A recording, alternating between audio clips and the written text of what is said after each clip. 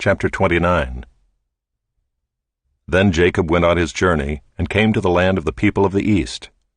As he looked, he saw a well in the field, and behold, 3 flocks of sheep lying beside it, for out of that well the flocks were watered.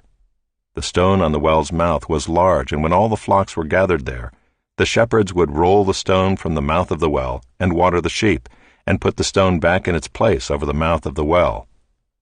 Jacob said to them, "My brothers, where do you come from?"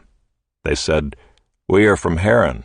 He said to them, "Do you know Laban the son of Nahor?" They said, "We know him." He said to them, "Is it well with him?" They said, "It is well, and see, Rachel his daughter is coming with the sheep." He said, "Behold, it is still high day. It is not time for the livestock to be gathered together. Water the sheep and go, pasture them." But they said, "We cannot until all the flocks are gathered together and the stone is rolled from the mouth of the well. Then we water the sheep."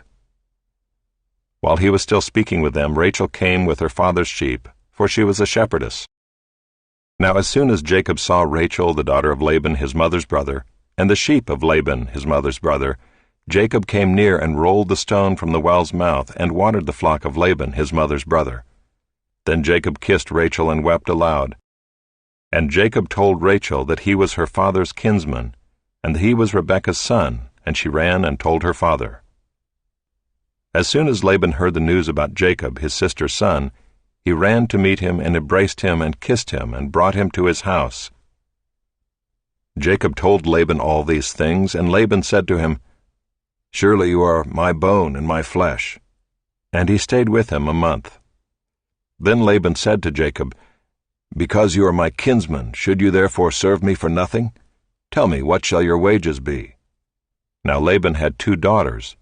The name of the older was Leah, and the name of the younger was Rachel. Leah's eyes were weak, but Rachel was beautiful in form and appearance. Jacob loved Rachel, and he said, "I will serve you 7 years for your younger daughter Rachel." Laban said, "It is better that I give her to you than that I should give her to any other man. Stay with me." So Jacob served 7 years for Rachel, and they seemed to him but a few days because of the love he had for her. Then Jacob said to Laban, "Give me my wife, that I may go into her, for my time is completed." So Laban gathered together all the people of the place and made a feast. But in the evening he took his daughter Leah and brought her to Jacob, and he went in to her. Laban gave his female servant Zilpah to his daughter Leah to be her servant. And in the morning, behold, it was Leah. And Jacob said to Laban, "What is this you have done to me? Did I not serve with you for Rachel? Why then have you deceived me?" Laban said, "It is not so done in our country to give the younger before the firstborn.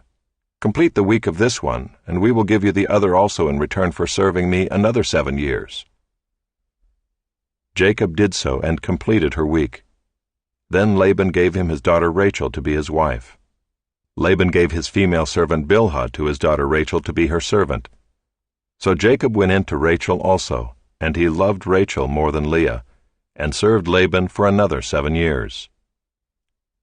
When the Lord saw that Leah was hated, he opened her womb, but Rachel was barren. And Leah conceived and bore a son, and she called his name Reuben, for she said, "Because the Lord has looked upon my affliction, for now my husband will love me."